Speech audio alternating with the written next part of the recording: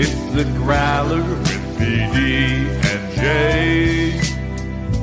here to analyze for you today.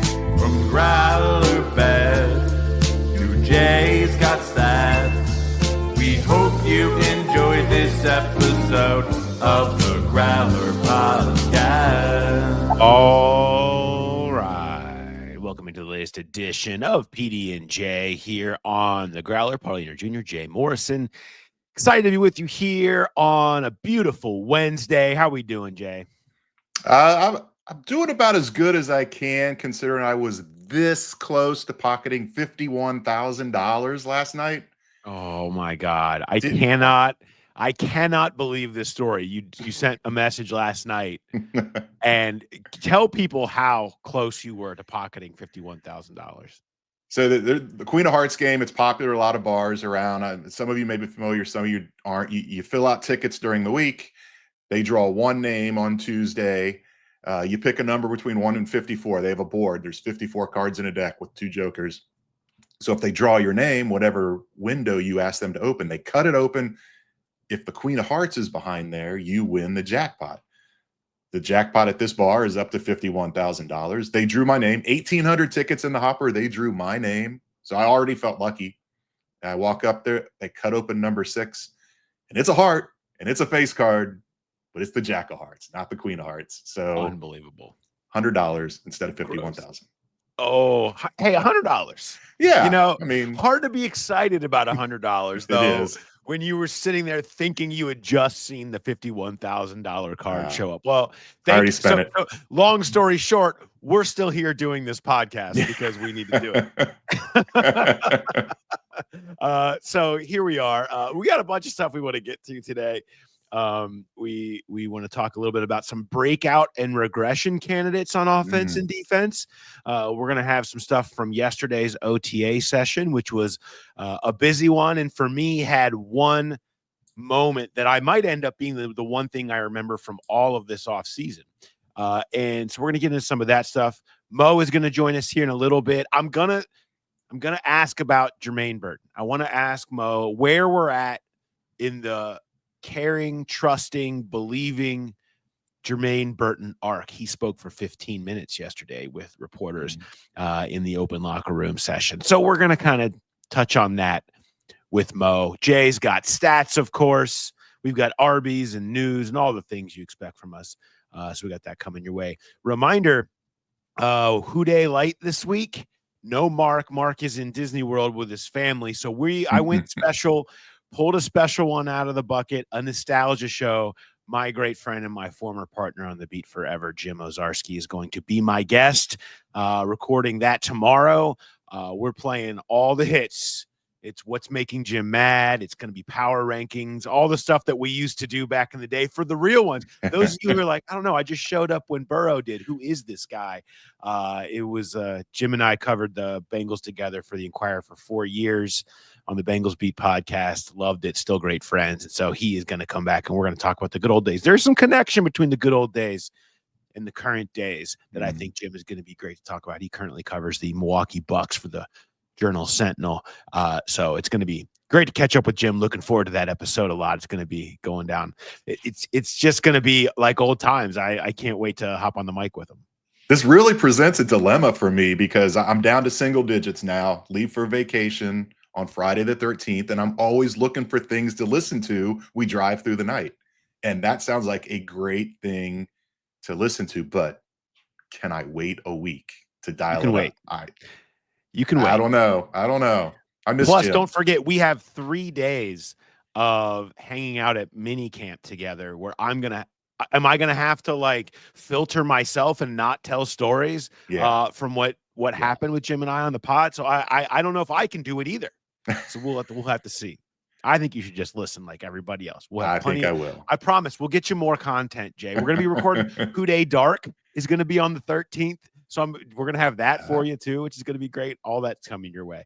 But we've got, let's remind you here before we do anything else at, BetMGM, Nation Kitchen and Bar down at the Banks, home for all our live shows. we love down there, and we're going to be so excited to be back there again this year. And of course, if you're going to any games, a great place to kick off any event where you're down at the Banks or just want to go and have a delicious cookie, courtesy Charlie Goldsmith, Charlie's Cookies. See how many you can eat. But also, we want to give you guys free money. We're doing it this year. So we want to just tell you that if you haven't signed up for BetMGM, use the bonus code Growler, and you will get up to a $1,500 first bet offer on your first wager with BetMGM. Here's how you do it. Download the BetMGM app. Sign up using the bonus code Growler. Deposit at least $10 and place your first wager on any game.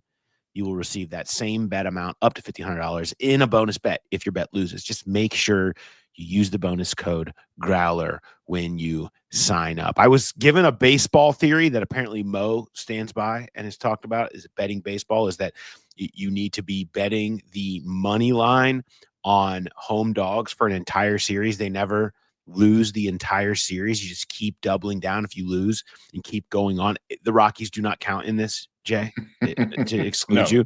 But someone said that is the theory. You just keep going on the home dogs, and eventually you will hit because they're not going to get swept in the series at home. I like How that. about that? I do We'll have like to ask that. Mo about that when we have him on later. Don't forget, if you haven't signed up for BetMGM yet, use the bonus code Growler and get your $1,500 first bet offer today. All right, news. One bit of news was sort of a release by the Bengals that came out on Monday, but it's something that you've known about for a while. I talked about it on Friday on Who They Like with Mark in a little bit more depth. They announced the addition of 2 scouts and also a data analyst that's going to focus on draft, adding to their analytics department.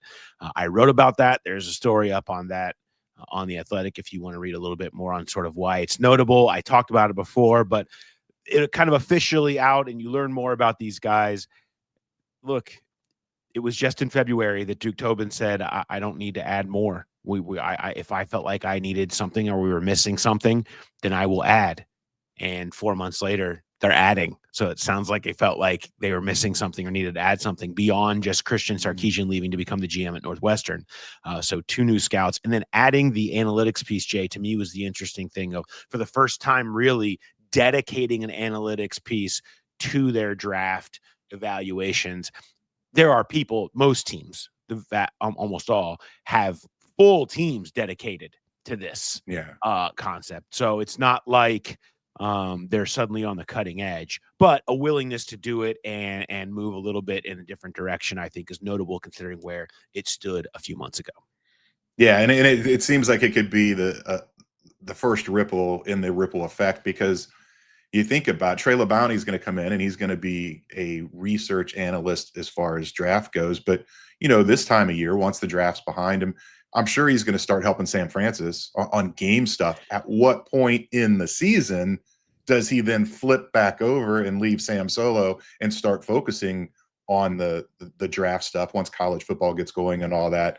So maybe they realize that they need a third person in that department, and you slowly start ramping it up. And with the scouts themselves, I think it's kind of a misconception that they just go and watch games.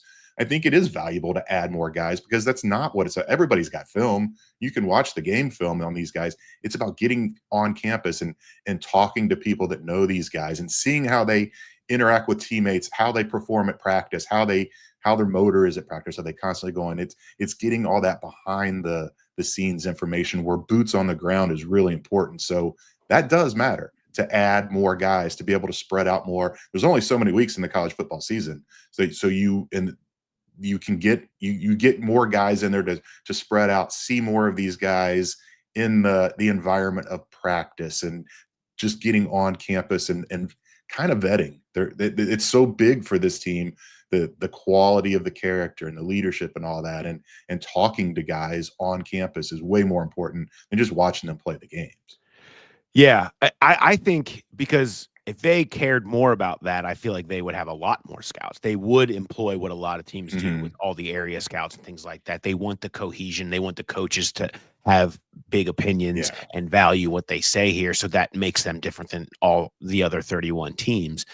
I think this is an admission of needing more people to help the people currently doing it as well. I mean, it's just there's a lot on their plate.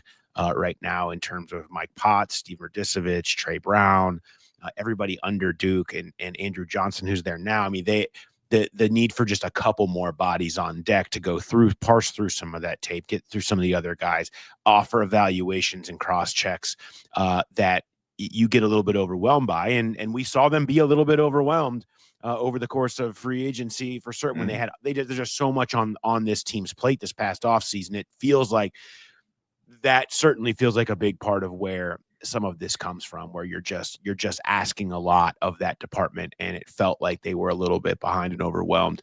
And so you see this happen, perhaps a reaction to that. Let's, as far as other news, Peyton Manning was in the house. Peyton's Places, wearing the Ken Anderson jersey and the old single bar helmet, which I really appreciate. Give that some love. Give Ken Anderson some love. Maybe they can help push him into the Hall of Fame if Peyton Manning's sitting there wearing it and talking about it. So maybe that'll be part of it. But working with Joe Burrow, of course, through quarterback, and they have a relationship. I saw Mike Gesicki yesterday, and he said he somehow backdoored his way on the Peyton Places. He said he wasn't the first choice, but he was the one that was willing to do it. He ended up, he's in the Peyton Places, the one that they're throwing the passes to as part of the episode. So Gesicki very excited to get the Peyton's Places glow up and get to hang out with Peyton Manning for a little bit. Yeah, the picture too of Mike and Zach Taylor posing with Peyton Manning. So he looked very happy to be a part of that. Yeah, certainly was. Okay, so we have that going on. Look for that. There, Peyton's Place is becoming, of course, quarterback comes out in July, so you can make sure you're catching that. And until then, Jay, you know what time it is? What's that? Yeah. Like sand through the hourglass, so are the days of our lives. Where are we at? With Trey Hendrickson right now. We're going to get that graphic off the screen because it just is so disturbing. But we have a combination of Treys of Our Lives and one of my other favorite things, and that is vague tweet season. In this case, social post. We have Trey Hendrickson posting to Instagram, Deuteronomy 6:5 Bible verses. He has a song with lyrics, but I ain't going to quit. I'm not going there. I'm not trying to decipher Bible verses or what song meaning is. It's a picture of him in his Bengals gear after a sack pointing up. I'm just going to say he just was feeling, he went to mass and he was feeling the spirit and he wanted to have a picture of himself pointing up to the heavens. I am not going to read any further into this, Jay. Are you? I am not. I do think it's appropriate. First of all, I'm far from a Bible scholar. But I've never even heard of Deuteronomy or whatever that is. I didn't even know. And there's Luke and Matthew and all those. I know those, but this one caught me off guard. But the funny thing is, even when Trey did his impromptu on-field press conference, he's kind of talking in circles. Feels like this post is he posted a song. It's a great song. Bailey Zimmerman and Luke Combs. It's a new song. It's called Backup Plan. Kind of plays into his situation. But there's a line in the song that contradicts what he said in May. And it says, as far as I can see, there ain't no way to be somebody if you're just gonna quit. He's talking about not playing games and basically quitting, retiring, whatever it is. So I don't know. The soap opera continues. And this is a series that I anticipate running into August, possibly September. It's great. Just great. Not doing it. Not doing it. Not doing it. Let's get into something we wanted to kind of talk about a little bit today. We want to do a little bit of breakout and regression candidates, kind of focus on where, as we watch things, OTA session again yesterday, we're getting close to the end of the offseason program, can kind of pinpoint who we're seeing and hearing, guys that feel like they could take, I'd say lifting up a tier or two. Because breakout, you could have a breakout for somebody who already broke out. But I think going up another tier, another level is how I'm going to say it, or going down a tier or two as people that we look at. Let's start on the offensive side of the ball here, Jay. And I'll ask you who you have as a breakout candidate on offense. I think you have to start with Andre Yoshivas, and everybody's been kind of waiting for it. And you saw the ascension kind of start last year mildly. T. Higgins raving about Yoshi yesterday when he talked to the media about he's expecting a breakout from him and he's learning things from Yoshi. And it's not just Andre getting better, but it's the opportunity. We'll talk about this later, but there's questions around Jermaine Burton. There's injury issues around Charlie Jones. They didn't really bring anybody new in for that position. So it's there for the taking. And it felt like last year might be the year. Maybe it was just delayed by 1 year. And this could be the season where Andre really breaks out. And it's going to be hard to have a huge year because there's only one ball to go around. And obviously T and Jamar are going to be the main targets. But it's there for him to have a career year, like you said, just go up a tier, improve the numbers from what he's done in the past. That won't be that hard to do. So I think he could really eclipse those numbers. I mean, he broke out last year. He to me, you go from a guy who had 15 receptions for 116 as a rookie to a guy that had 36 receptions for 479 yards last year, and you saw him really kind of hammer down that wide receiver 3 role as the year went on and earn trust and move into the slot for the first time. And, I'm leaving yesterday and I felt like, we were in the locker room the whole time and for 45 minutes after practice ended and we getting our stuff together and I'm heading out and they're just Chase Brown and Andre Yoshivash are just now coming off of the practice field. These guys are so tireless. They work with Coach Lieberman. I wrote about that last offseason and are insanely dedicated. He just raves, but he's never seen people that work as hard as they do at it and care as much about being better. They're back with them again. You're seeing that work pay off. He's a smart dude. He's built. He's obviously a great athlete. You definitely see that you're getting the most out of Andre Yoshivash. And if you get 36, 479 and 6 touchdowns again, that's great. Like considering what they have around him, I'm with you. Like I think you definitely can be buying him. In that same respect though, I would be buying Chase Brown as a breakout candidate. Mm-hmm. Crazy to say but if we're talking going up a tier, you're getting a full season of what you got last year in the second half. Yeah. You're not going to get 95% of the snaps. And I know Samaje Perine here and Taj Brooks, if you want to count him, whatever. That's fine. But Dan Pitcher, I talked with him yesterday. You'll hear from him later. He just said, we've got a guy. Okay. And he's going to be featured. They're reforming some things in the running game around him without, Dan's kind of taking over, overseeing a little bit more the run game coordinator aspect because Frank Pollock was doing that last year. And now there isn't a run game coordinator. So they're all kind of approaching that. And not that they're changing things, but they know what they have. They've got a guy and you get a full season of what Chase Brown produced the second half of the year. Talk about going up a tier in volume stats, the possibility of the yards from scrimmage that Chase Brown can put up if they can build off of what he was doing at the tail end of last year is massive. Yeah, I agree. And it's all right there for him. And the big concern is, can he hold up? He's built. He's really put together well, but he's still smallish. And can you lean into a guy like that?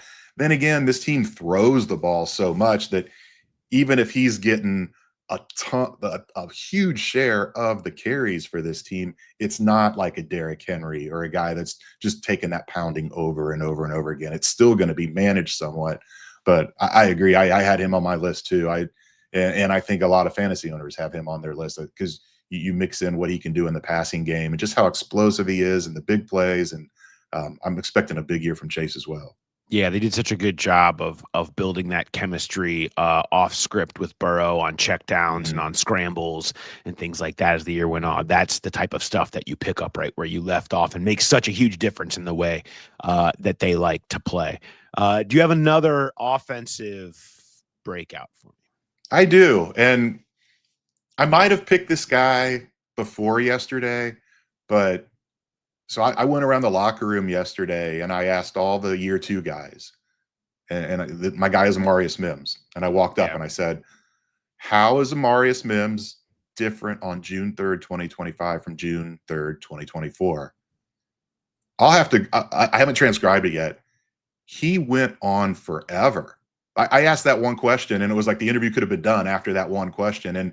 And he would, but I didn't. I mean, I asked more after that. I talked to him for a long time. And one thing he was really hammering home is he is the technique.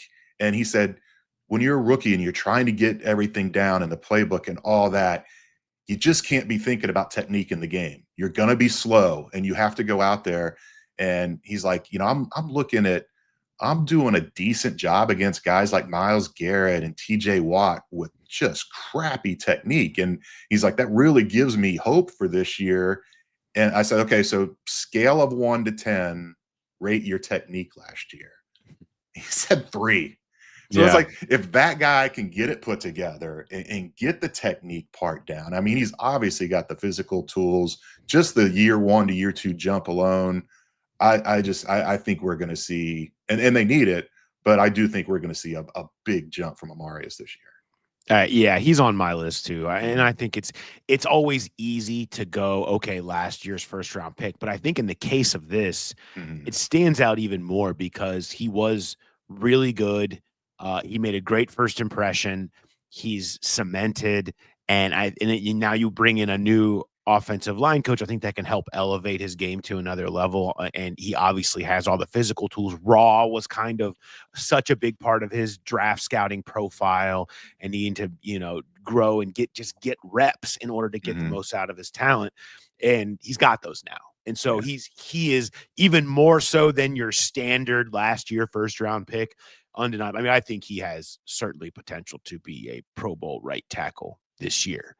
I mean, when you put all of that we just talked about together, if he puts it together, and we'll see if he does, but you can see that, and it's not hard to. You just got to walk up on him. Started more games his rookie year in the NFL than he did his entire career at Georgia. Yeah, unbelievable. Okay. I'm gonna say if we talk about jumping up a tier, and maybe I'm cheating with this one, I'm gonna throw Mike Gesicki in here.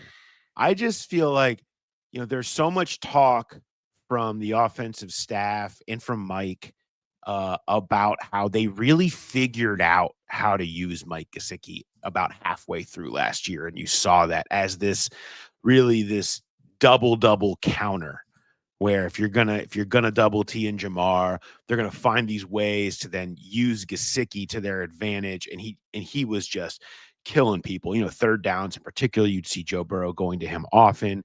And I just think between that and some of the way that they used him along with the Jamar Chase movement, you know, so much of Jamar moving around would dictate to the defense how they were going to have to play them and what they would do if they're going to focus on Jamar. And they're building that up now, how to play off of that more. And that's going to be more of Mike Gesicki, I think, because that's why they saw the value. That's why Mike G was named by Joe Burrow when they talked about who they needed to have back. And you hear the emphasis and the comfort. He told me yesterday, he said, I have not played in the same offensive system 2 years in a row since college. Yeah. He's like, he's like, you know, you got to go back to 2017 to find the last time. And so the comfort that he feels, that chemistry that he built with Burrow as the season went on, to be able to pick up from that week 1. And he had some good games early last year, but it was mostly as T. Higgins' replacement if there was an injury there.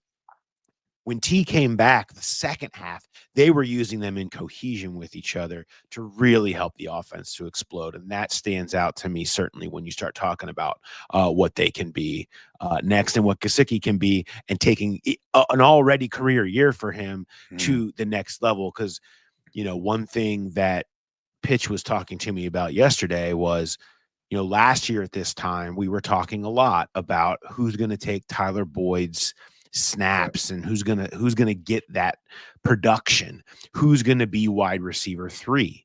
And he goes, now I feel like we have 2 guys who are able to be wide receiver 3 that we know for sure. And the question is, who's going to be wide receiver 5?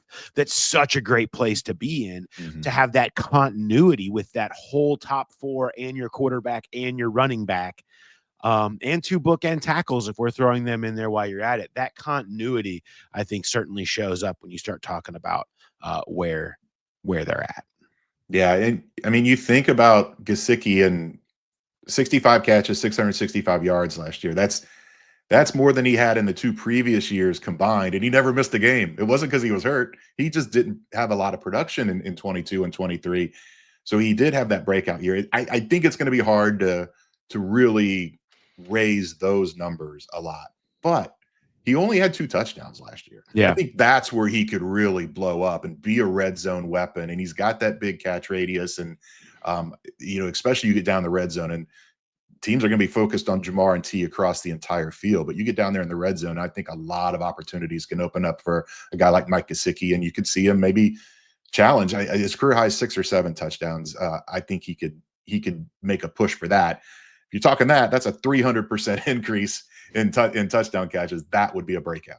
Yeah, I think impactful moment breakout where in bigger, higher leverage situations, Mike Gesicki is a featured player, I think is where the breakout maybe comes this year compared to how his usage maybe was over the totality of last year.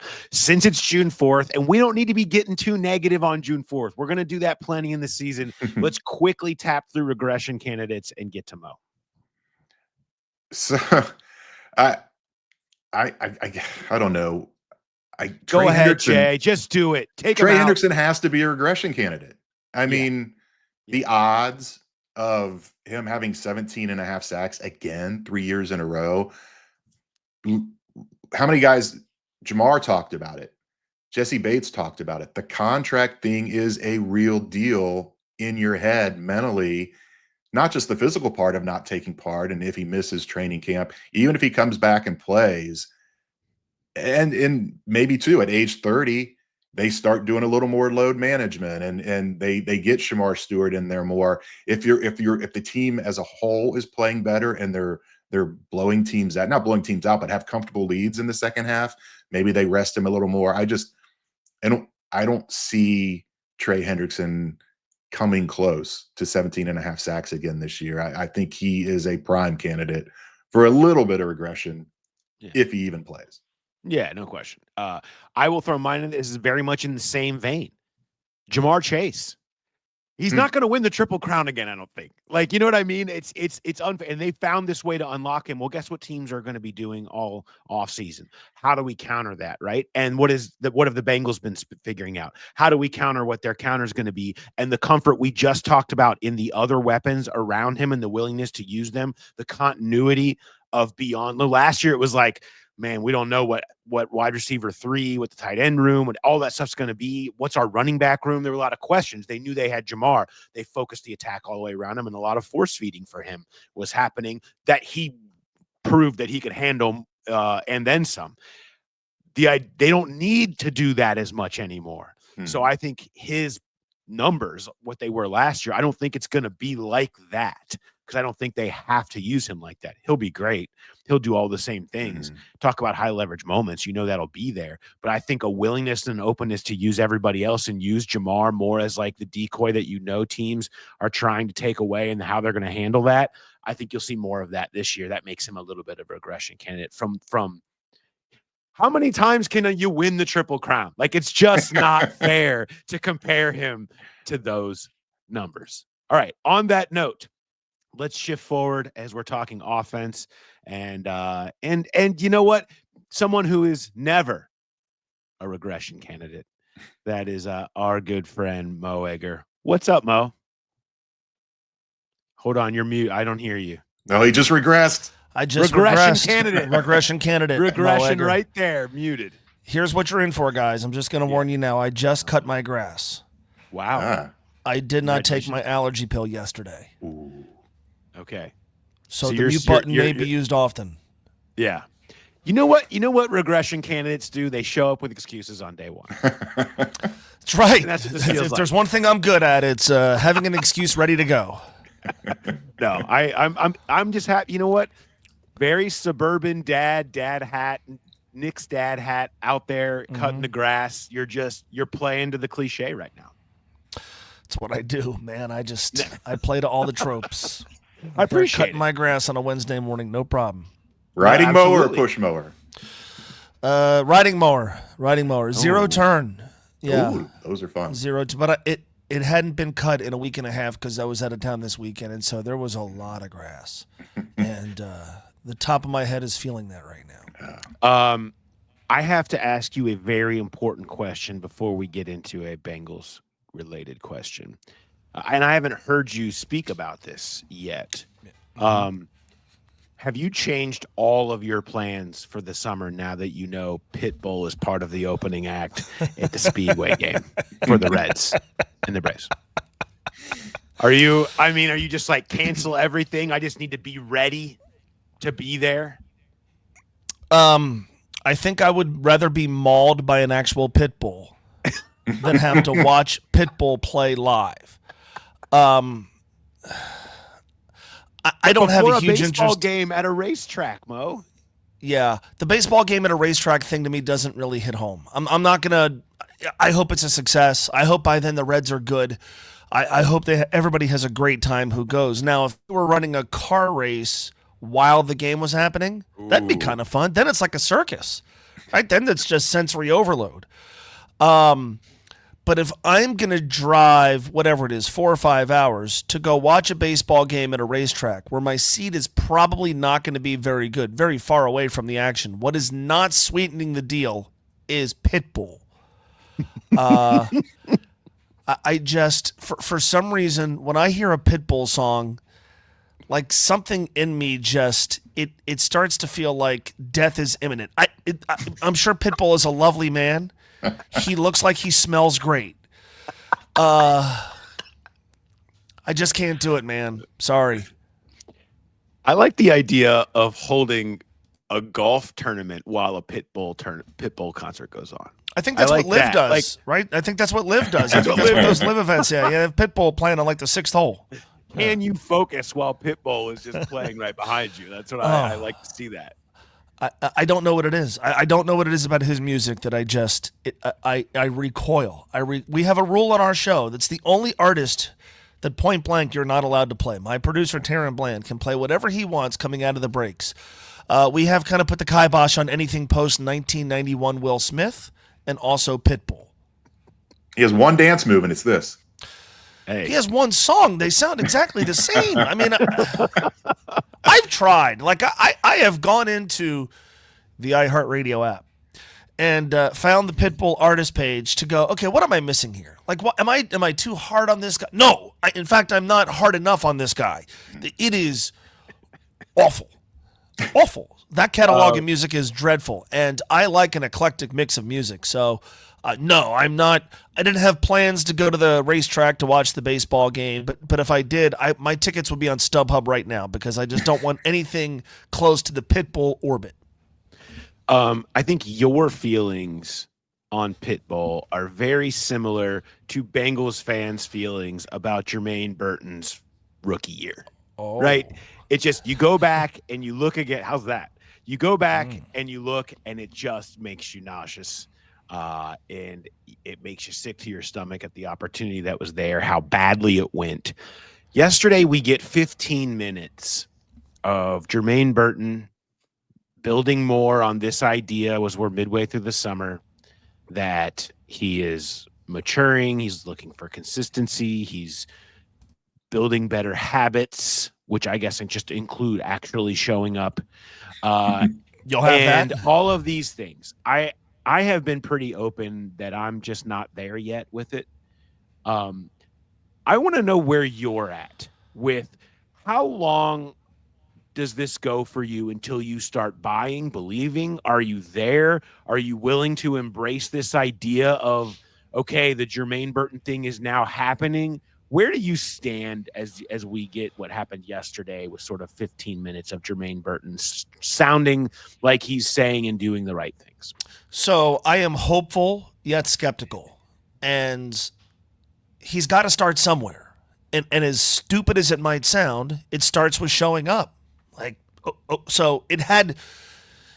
If you weren't going to give him a chance, then you cut him. They're giving him a chance. Him taking advantage of that chance had to start with the basics. Come to work on time, and show up to work. So, great. That's a very good first step. There are many along the way. Um, Ask me on cutdown day, because to me that's going to be blatantly obvious. If he's a member of the Cincinnati Bengals when their final roster is put together, then you're going to go, okay, he checked every box this offseason. Because, and you and I have talked about this, Paul. Like I feel like he's operating with a very short leash. I feel like all for number 9 to go, man, like let's go. Like, so if we get to cut down day, then I'm going to be interested. All right, like how are they going to use him? What's his behavior going to be like during the season? But I will take that as he has done everything that you could conceivably ask him to do and more over the course of the offseason.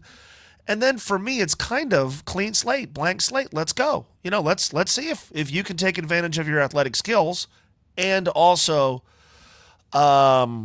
stay out of trouble and do all the things that's required of you as a professional. But I want to give him and a lot of younger athletes the benefit of the doubt, because there's a long list of people, and I'm probably on it, who when they were that age didn't get it and needed for someone to kick him in the ass, or needed for something to happen before they went, okay, I'm a big boy now. I've got to act like one. And maybe that doesn't happen, and we all either laugh at Jermaine Burton or wonder what's going to happen with him with no football, or the light bulb comes on and he figures it out and he's a productive NFL player. And I don't know how you root against that. So I took what I heard yesterday and what I've, just gathered from reading the dispatches from practice, that he is taking the very early first steps toward earning a place on this football team, which is he's going to have to earn by doing more than just performing well on the field and having, breakout performances in the preseason, because that was barely good enough last year. So I am hopeful, but I am skeptical, because he has earned my skepticism. At the same time, I root for neat success stories. I root for people to get it. I root for young people who have a hard time early to figure it out later on. And maybe that happens. And if it does, I think that's going to be a really cool story. And athletically, I think he can add to an already pretty loaded offense. Yeah, I mean, the thing is, when you break trust, it's so hard to rebuild it, and Sure. especially when you break it over and over again. And then even once it's rebuilt, can it ever be 100% again? I mean, are you always in the back of your mind waiting for that next misstep? And I kind of wrote about it today, where the reason he's here is because the Bengals are saving face more than they're granting Sure. grace. Sure. And it does feel like one more mistake and they'll be like, okay, we tried. And he goes, does he get that? I mean, when you've messed up multiple times and you keep getting those extra chances, do you think that that's always going to be the way? Has anybody gotten through to him to say that it's not going to be the way? One more running afoul of whatever it is going to be the end. You do want to root for him. He's not a jerk. He's a guy that he can be personable and he can be, fun to talk to when he is in that lighter headspace where he's just enjoying things. And that's the thing. Last year, those mistakes, they start compounding. And I think I'm not saying he's an addict, but anybody that's dealt with addiction or anything like that, it's easy to see that stuff kind of spiral where, it happens once, it happens again, and then you're so focused on the mistakes you've made in the past, you just keep making more of them. So hopefully he talked about how good of a headspace he's in. That the interview did go really long yesterday, and a lot of the questions were about football and proving to his teammates and what went wrong last year. And I stuck around to the end because I wanted to ask him more about just being a human being and where he's at now. And I think that's the interesting part is he said he is in a really good headspace right now. And Paul, you saw it when we were there draft weekend, he was there constantly. He was there, and the players don't have to be there at that time. And I asked him about that too. And he said he just wanted to get in a routine. He wanted to start that routine and build it and carry it through the offseason into the season, get his body used to doing that kind of stuff every single day. It sounds like he's doing all the right things, but the back of your head, that doubt, that skepticism that you mentioned, Mo, it's always going to be there. And I don't know if it'll ever go away. He could he could be one of our breakout guys this year. And then, you start worrying about, okay, now he's got success. Mm-hmm. Now does he start messing up again? I don't know that it's ever going to go away. It's probably not. I mean, anybody who's ever broken your trust, you forgive, but you don't forget, I guess. Mhm. So like, clearly there's an element of forgiveness here where it's like, all right, last year was a wreck. You disappointed a lot of people. You let a lot of people down, but for whatever reason, you have this chance and we want you to make the most of it, but we haven't forgotten the reasons why you fell out of favor with us. And so that, to me, that's why I'm hopeful, but skeptical. I'm hopeful, he's gotten through this part of the offseason. Now what happens over the 5 or 6 weeks where minicamp ends and training camp starts? What happens during training camp when he really gets into the grind of the season and he has no leash whatsoever? He has no, wiggle room whatsoever. He can't nod off in one meeting. He can't show up 2 minutes late. He can't run the wrong route in a practice, much less a preseason game. Like he literally has to be perfect. And so that's kind of why I'm skeptical. He's being asked to live up to a standard that could not be more far removed from anything that he is shown before. So I'm hopeful, and I certainly will acknowledge that it had to start somewhere. By all accounts, it has started this offseason. Let's see where we are in cutdown day. If he is on the team, that's going to tell me he's done everything perfectly, and then we go from there. And then you're right. Like, what happens if he has a couple of big games? What happens if the trappings of, I don't want to say stardom, but of being a prominent player on hopefully a good NFL team start to take hold? Like, what we don't know, but they are giving him a chance. And early on, it feels like he is taking advantage of it. I hope it continues. And I don't know how anybody doesn't hope that it continues while at the same time remaining skeptical that it will. If I were to wager an amount of money that mattered to me on, is Jermaine Burton going to prove to be a valuable member of the Cincinnati Bengals this year, my money is on no. But I hope at some point something happens over the course of the summer or over the course of the early portion of the season that I change my mind on that. That had to start somewhere. It appears that it has. Yeah, I'm with you. I'm my money would still be on no right now, because one thing, the headspace thing is a really great point, Jay. Is that I feel like we've seen Jermaine in a good headspace before. Mhm. I mean, I will never forget, how great he was right after he was drafted. With all of us during a couple of the first sessions, and then it was just the total opposite out of nowhere a week or two later. He's like a totally different person, right? And I just feel like I hope he's getting the help on how to stay in a good headspace. So many of us need that, and obviously I think that's something that he needs to be working through too. Is I hope he's finding a way how he can be, like he said, consistent in that good headspace. That, and the other part of this is why you have Joe Burrow. Okay, like, and he is the ultimate trust quarterback, and we have seen many come and go because of the trust factor, the inability to create it, or the ability of a guy with lesser skills to manufacture it with Joe. And so he is not going to be tolerant of the of the trust factor becoming an issue again with Jermaine Burton this year. I can tell you that much, because he has too much on the line. And I think a lot of it too is, last year he came in really light after the draft and it was happy. And then you see it. He was at Alabama and he was a guy. He was a real dude on offense. And then you got to deal with being a role guy and not getting much of a chance. And then you do start questioning your own ability and your future and all that. And I think this year, maybe he learns that he settles into that role where he knows that he's going to be number 3, number 4, number 5, whatever it is. And I think there's a real opportunity. He's going to need some work at. He's going to need some practice, but he really flashed as a return guy.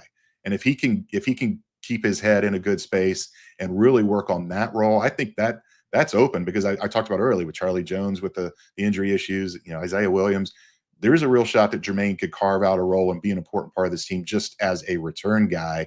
So just keeping him involved and keeping him seeing the light at the end of the tunnel, so to speak, I think is going to be really big for keeping him in the right frame of mind all through the year. That's how he's active. I mean, Yeah. I'm just saying, like, Probably. we just talked about earlier. We went through 4 or 5 of the top. Like, that's the battle is for the 5th and 6th receiver. Okay, like Gesicki's a receiver. Josvash has ascended. I mean, these guys are above Jermaine by a mile. They really like Isaiah Williams. Like Charlie Jones is still here. These names you just mentioned. I mean, that's what he needs to do, and then start focusing on being good, and you can use him in sub packages or in situationally in the offense. I just, to me, that's the thing, is that it's not like there's some direct path that doesn't involve injury for him to becoming any form of a regular part of the offense right now. Yeah. Mo, I'll let you go here. I appreciate you battling through it for us. I've done okay. I haven't sneezed. I have made use of the mute button. Right now, though, what I'm dealing with is right in front of me. I've, for the first time ever, have a little bit of a studio audience, and so we've got an 8-year-old with her dog, and she's feeding her cereal, and the dog's feeding the 8-year-old, or the 8-year-old? No, feeding the 8-year-old is feeding the dog cereal, and there's a lot going. There's the fact that all this is happening in front of me, and you guys didn't know until I told you, speaks to my professionalism as a broadcaster. Because for a second I wasn't really sure what was going on down here. This is what happens when it's just the 3 of us at home today. But yeah, what kind of cereal is it? What are we talking about? I'm going to embarrass my daughter here. She likes those puffs that you give to infants. Crossley, go right. Hand me that can of puffs if you don't mind. So these, here you go. All right, thank you. Snacks for baby. She likes these. Yeah. Going to the 3rd grade. So her and the dog are going to town on these Green and Grow strawberry apple puffs. What's that? One of your friends likes them too. All right. Well, hey, look, far be it from me. I mean, look, I will say sure there's a lot of kids and baby food that we've had, and you sample it just to see. That's not bad. I'll give it to her. I'll give it to Cross on this one. It's not bad. We're always searching for healthy-ish snacks, and on the spectrum of things that you could give your kid, this is on the healthier end of the scale. So, I don't. What I'm hopeful for is when she starts dating, she breaks these out. Maybe gives the guy pause. Yeah, just a little bit. But there we are. I appreciate Gerber snacks for baby puffs. Tend to your house, and take care of whatever's going on there. And I appreciate you stepping in with us. A lot going on. That's what I like doing about this podcast. That I always shoehorn it in between the chaos of everyday life. I like it. We get you a little off. We get you a little off your game. That's what I want. I almost did it. It's sitting on the. I almost did it. I was almost going to do it sitting on the lawnmower, but the lighting was going to look weird. So I was going to surprise you guys with that.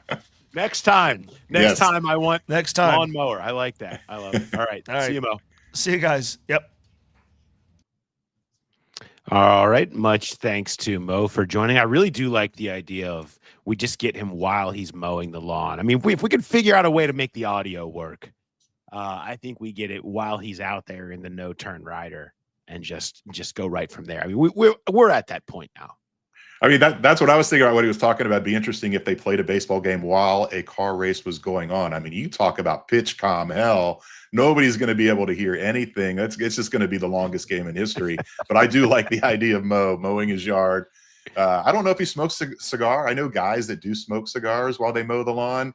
Wow. So that would be really, I mean, that's mowing the yard, smoking a cigar, and doing a podcast would be quite the triple crown.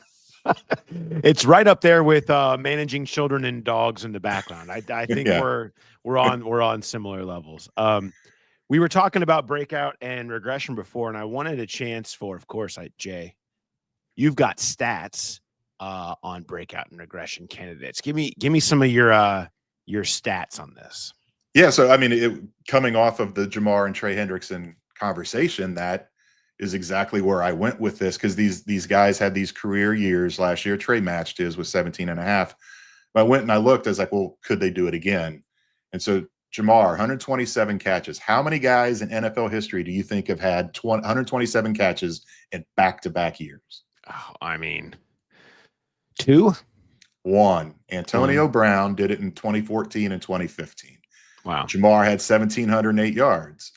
One guy has had back-to-back seasons of 1,700 yards. That was Tyreek Hill in 22 and 23. Jamar had 17 touchdowns. Nobody has ever had 17 receiving touchdowns in back-to-back years. Trey Hendrickson, 17 and a half sacks in back-to-back years. How many guys have had 17 or more sacks in 3 straight years? None. One. Reggie White, the Reggie greatest of White. all time. So, and even Burrow, you look at his numbers and everybody's talking about, make the line better, make the defense better. Look how good he was last year. Can he be even better this year? One guy in NFL history has had 43 touchdown passes in back-to-back years. That was Drew Brees in 11 and 12. Only 2 guys have thrown for 4,900 yards in back-to-back years. Brees actually did it 4 years in a row. Matthew Stafford did it in 11 and 12. So these guys put up such huge numbers last year that they have to be regression candidates, just on regression to the mean. Yeah. I'm glad you mentioned Burrow, because there's one thing that I did want to bring in here, and that was when I was talking with Dan Pitcher. This weird conversation. Like, I don't understand the internet and how you show up on a Monday in June or whatever, and everyone is talking about questioning Joe Burrow's pocket presence and pressure to sack ratio, and it just happens and it catches storm, and all of a sudden it's like a weird conversation, and his pocket presence is like, oh, he takes too many sacks, too many hits, and he doesn't feel the rush enough, or whatever. All this stuff, like, it's just so weird to why are people yelling about this? Why is this a point of? I mean, I don't know. From someone who's watched every snap of Joe Burrow's career, I don't view it that way. Certainly, I watched last year and I see a guy who has an elite version of that. Yeah. But I thought this is actually a great opportunity for me to ask Dan Pitcher about Joe Burrow's pocket presence and have somebody who would know as good as anybody. And granted, he's biased, but to kind of weigh in on how he sees that topic and the hits that he takes and the pressure to sack ratio. And I sort of asked a long question about this, and then it went into a different discussion with Dan. So here's about 3.5 minutes with Dan Pitcher kind of on the topic, starting with Burrow and growing into something a little bit bigger. When people ask you about Burrow's pocket awareness and the way he approaches that part of the game, what do you think about? How do you define that for him when you talk about it? Well, I think he's one of the most pocket aware guys I've ever been around. Yeah. And what I think sometimes that conversation really has to be parsed out between like innate awareness, ability to manipulate the pocket, which he has all of those things as good or better than anyone I've ever been around.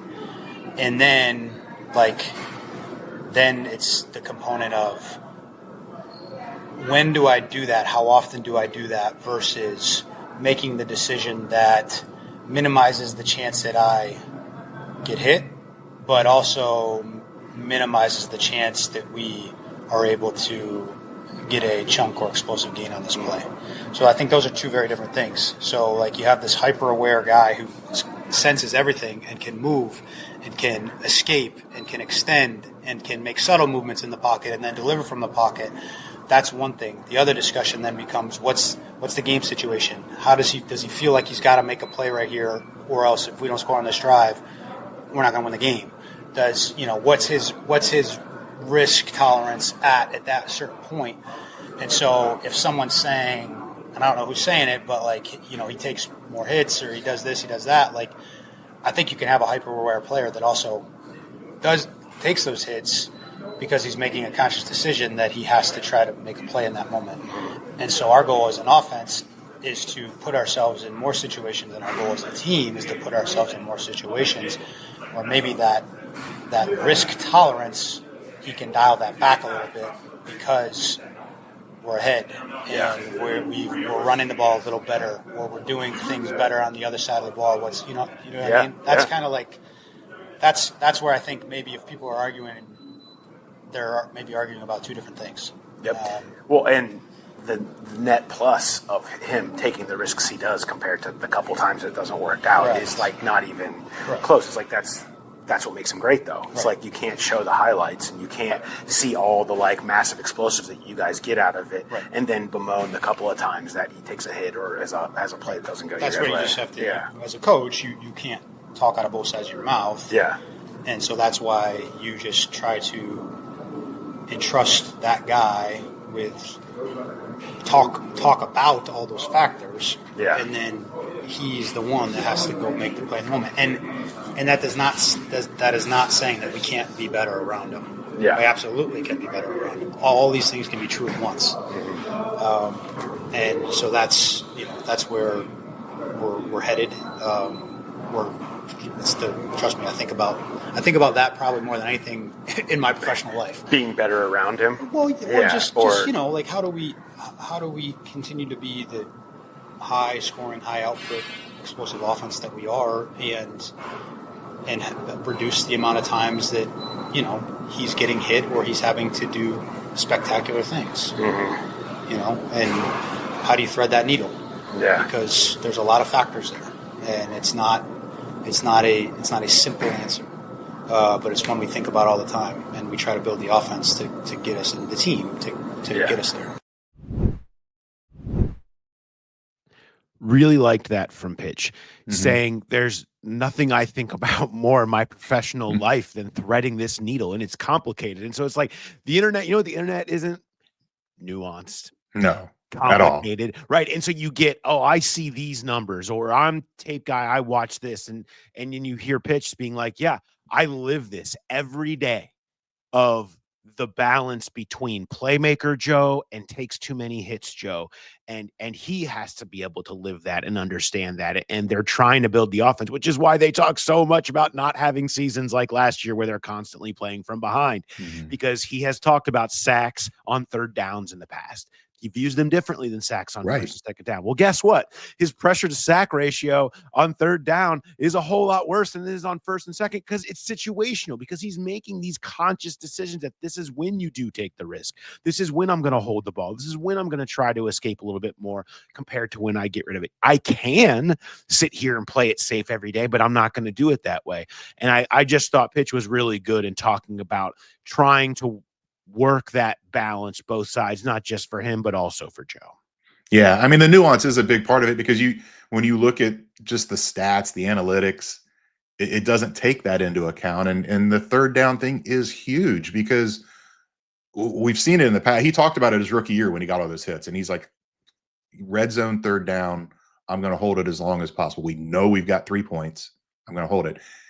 Now you've got this huge leg from Evan McPherson. So even if it's not red zone, you still feel comfortable where you could hold on to a ball, try to make a play.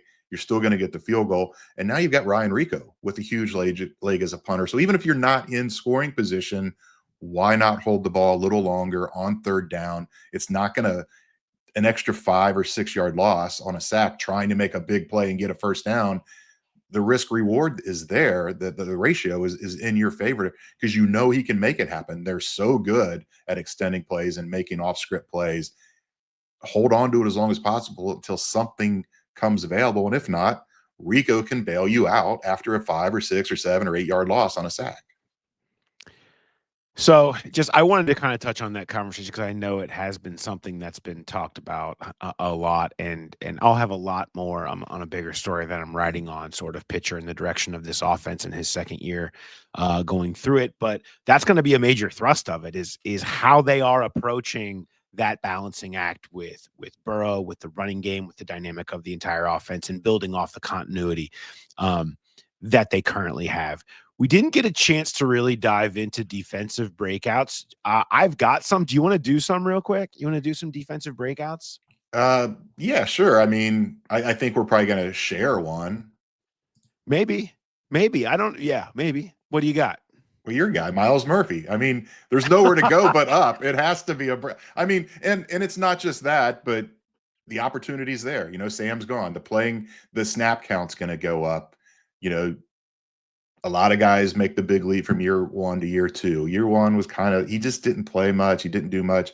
It feels like year 2 to year 3 is where he can really take a leap, and he's going to get that chance, and he's going to get even more of a chance if they have to kind of manage Trey Hendrickson early in the season because he's missed so much time. That for me, he was the number 1 breakout candidate on this team, just based on all of those factors. Yeah, not on the team, but on defense. Yeah, opportunity is exactly. opportunity. I would, you take the injury that he had at the beginning of last year, it basically wiped out half the season from him. And, he didn't play a ton as a rookie. It feels like his first year was kind of shoved into this first 2. And this is kind of his year 2, especially when you consider the fresh start and opportunity they're putting on his plate right now to take over that role. I can't say more on Myles Murphy. I'm gonna let it go and move on. But I'm glad you said it. I mean, he's an obvious one, and he's, to me, I would probably list him more as X factor than breakout candidate. Like, he's gonna be just a massive factor on what this defense can be. They just so badly need him to become some portion of the guy that they drafted him to be, because they just don't have many other answers there. And so I don't know if he can do it. I don't know if he's going to break out. I see it there. Like, I think you see the potential, but I don't know how you watch last year and say, oh, it's definitely coming. To me, X factor fits much more, even though I've been team Myles for a long time. I am. Like, I believe in that, but and he has the opportunity, so he's the obvious one. But I mean, just like anybody else, you got to see it when you consider, the struggles he had finishing last year. I'm going to say this, and this is an opportunity. I want to talk about a moment that we saw yesterday at OTAs, and it was one where they're doing more of this good on good in the passing game stuff. You're getting all the Bengals offensive weapons out there versus the defensive back 7, 7-on-7, ones versus ones, and it's been energetic, man. And it's been competitive, more so than we've seen it this time of year in recent years. And we saw a prime example of it. And this is what I teased at the top of the show, one that I might remember from the entire offseason in terms of encapsulating how they built a little bit more competitive into this time of year. Cam Taylor-Britt breaks on an out ball to Mike Gesicki from Joe Burrow. Dives, picks it, lands, gets his elbow in before it goes out of bounds, stands up, starts talking trash immediately to the offense in the direction of Burrow, throws the ball in the air. There's a lot of talk. The defense is celebrating. I mean, it was like, wow, what a moment, especially for Cam Taylor-Britt, a guy who there's a lot counted on and breakout candidate. I don't think they were done yelling and screaming. I don't think the ball that Cam threw in the air had landed yet before Burrow dropped back and hit Jamar Chase on a 70-yard go ball. It was the ultimate FU go ball I've seen in a practice before. He's like, oh, you're going to scream and yell at me? Oh, you're going to think this is great? Guess what? Jamar's already 7 yards behind DJ Turner for a touchdown. And it was just like, you love that, though. And Cam talked afterwards about bringing out the shiesty in him and all of that stuff. That's so good. And I love seeing that from both sides. But that's why I still, and I've said it before, and I'll just repeat his name here, I think Cam Taylor-Britt is very much a breakout candidate. I love the juice and energy and competitiveness and some of the playmaking that you're seeing from him, the confidence. They need that. That's who he is as a player. He's competitive. He talks trash. He's that type of an energy player that feeds off of that. And he clearly missed that for long portions of time last year. So I point to him as the guy who's still near the top of my list. And before I get into my thought on Cam Taylor-Britt, I want to say, so you guys may have seen the video of that Jamar deep ball from Joe. My favorite part about that is Jamar basically runs into the defensive line drill. Like, yeah, they were so close. They're not throwing deep balls. They're just working on outs. Nobody expected anybody to be running a go ball like that. And it was Joe Burrow saying, F you, this isn't the script, but this is what I'm going to do. With Cam, I think he's both. I think he's a regression and a breakout candidate, because I do for the same reason that we saw him kind of fall in that funk last year, where he had a couple like wow plays early, and then he started kind of selling out for the splash plays and not playing in the structure, and it got him burned. It got him in trouble. He's in a contract year, and maybe he feels he needs some of those to I don't know that I don't even know where I would put the percentage right now. I don't think it's great that they re-sign him. There's the money may not be there. If he does play well, he might play himself out of,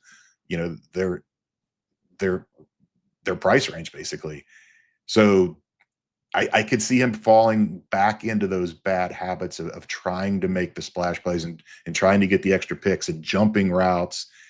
I don't think that's going to be the case. I think this is going to be a great fit for him with Al's defense, and you're going to see him look more like that the year 1 and year 2 Cam than the year 3 Cam. But it does feel like he's one of these guys that could go either way.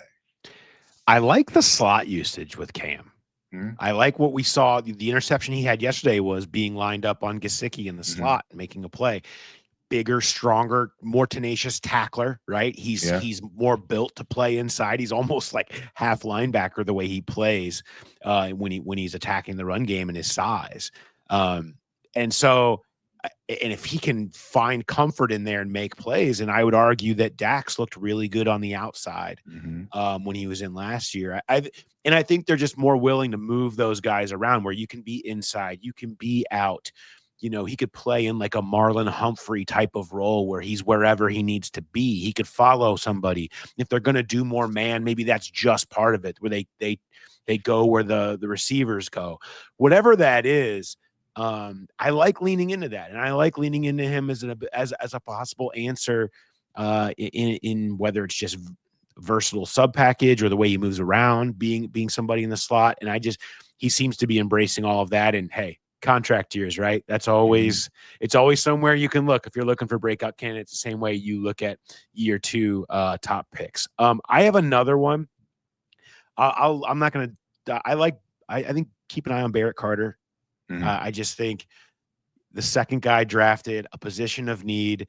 He could be the right fit if he becomes sort of more of the guy he was early at Clemson and proves that, the defensive coordinator change that happened there was a big part of his regression more than it was who he actually was. And if Al can get something out of him, and who knows what's going to happen if Logan Wilson or Demetrius Knight get hurt, or they add him in more, they're playing more 4-3, whatever. I think there's a lot of opportunity for Barrett Carter. But I want to bring up somebody that we don't talk much about, and he was the actually only real notable free agent signing worth talking about, and that's TJ Slayton, who they've needed desperately to have somebody to stop the run, and we may be underestimating his value and impact when we talk about who he can be for this team, considering he just needs to be who he was for Green Bay. I have an example for you, Jay.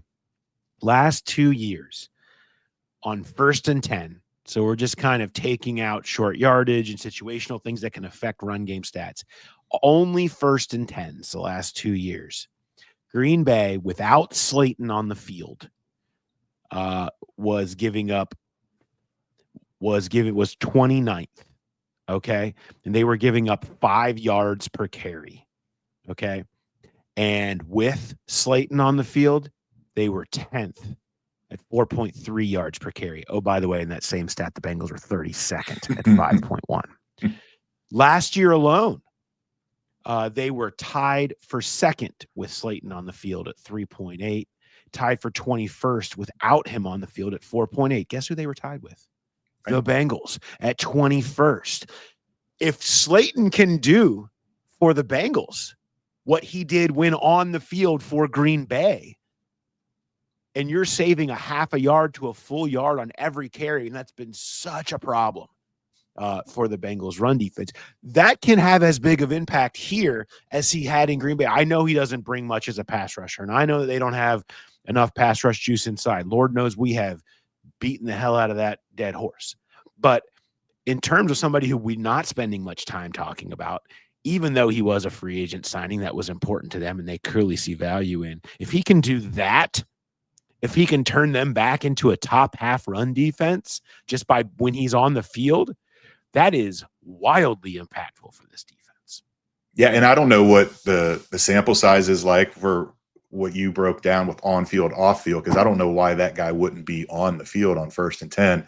I can't imagine there's going to be a lot of 1st and 10s when he's not on the field for this defense. So that does open yourself up for a lot of production there. And you want, sometimes maybe it's 2-minute, maybe even though it's 1st and 10, it's in 2-minute and it's a passing situation and you catch a team with a draw and maybe they get some yards that way. That kind of skews the stats a little bit, but I'm with you. He just seems, for a free agent class that is so light and he was the big piece, he just seems like he's kind of moving through these OTAs anonymously right now. And I do think he's going to be a big factor on this D-line once they get into games. Yeah, I'm sure there are factors when you start parsing through those numbers, but there's no doubt when you watch the tape that the dude can be impactful to stop the run. And they have it reminds me of the splits with DJ Reader on and off the field when the last couple of years, when he was, whether it was because of injury or whatever, like they were so dramatically different. And then we saw it hit them in the face last year without DJ Reader, of how the run defense just continues to struggle and just the line just moves. The point of attack just moves over and over again. Those AFC North running stats that were historically bad, right? Teams were just lining up and shoving it down their throat. Well, Slayton can certainly help be an answer to that. All right, Jay. Do you have anything else from OTAs or anything yesterday that you wanted to make sure we squeezed in before we move on to some Arby's and wrap it up? No, I think we've got it covered on the OTA part of it. Yeah. Fun sessions though. Like I've enjoyed the competitive nature. I feel like we're seeing a lot of fun stuff, and you're seeing Marco Wilson was wearing sweatpants, like not like tight ones, like loose sweatpants. And I'm just thinking, there's no way this should have been the decision, you know? And then and so when he's getting toasted a couple of times, it's like, have you considered taking the sweatpants off? You know, I just feel like maybe it's time. Try some, maybe just some like shorts even. You could go for. I'm always taken aback by choices like that where you're flopping around out there when you're supposed to be trying to keep up with Jamar Chase and T. Higgins. It's just and he was running with the ones when they started those 7-on-7s, and he was against Jamar, and Joe Burrow went right. He saw sweatpants. He's like, I'm going. I don't care who. That's Jamar, but if it was anybody, I think Joe would have gone right to that. Yeah, target sweatpants at all costs. All right, Arby's from you, Jay. What do you got? So, some of you, hopefully a lot of you have been following, but my Stat of the J stories, I decided to do a series on all 9 finalists for the Ring of Honor. And I did the first one on Jim Breach. I went alphabetic. And so I went and did my second one. And I found this really cool stat on Lewis Breeden, and I wrote the whole article. And just as I was getting ready to publish it, I was like, wait a minute, Lewis Breeden's not one of the 9 finalists. I was like, I wrote the whole story for no reason, but I really like it a lot. So it has to deal with something he did that not a lot of players did, but weirdly, a lot of Bengal players have done. And so it involved the last game of his career, and his last game of his career was December 27th. So I just slotted that piece for December 27th this year. It's the longest pre-write. I mean, we pre-write obituaries, and those are done well in advance. But for a story like this, we got 6.5 more months till this is going to run. But it's done. It's in the can. And my Stat of the J for December 27th is ready to go. And I think you guys will find it interesting. Oh man, now I want to know. Now I want to know. You talked about early having to wait to listen to who they like from this weekend. I got to wait till December 27th to know. I'll tell you off air. Oh man, this tease is brutal. For me, I just want to give a shout out to our colleague Kelsey Conway, who has you've heard her on the show. You know, she's been around covering the team for. She has done an incredible job on this beat, and she is getting some well-deserved publicity as she is going to be on Good Morning Football on Thursday and Friday this week. They're doing a all women's cast, which includes Jamie Erdahl and a lot of the regulars that you see on NFL Network all the time, but they have a couple of the prominent leading female voices on beats that cover teams. And Kelsey's going to New York and doing the show on Thursday. She deserves this. I don't know. I certainly hope that Bengals fans understand how good they have it with the job that Kelsey does on this beat and how much it matters to her and about getting it right and telling both sides the right way. And I think that has shown, and she has gotten deserved respect. So kudos to her, congrats to her, and good luck on the show. Hope everybody watches. I will be watching on Thursday, Kelsey. I'm gonna guess there might be a Trey Hendrickson topic or two on Good Morning Football at some point with Kelsey on there, but it'll be fun to watch her, and congrats to her on that deserved nod to the national desk for this week. All right. Very much. All right.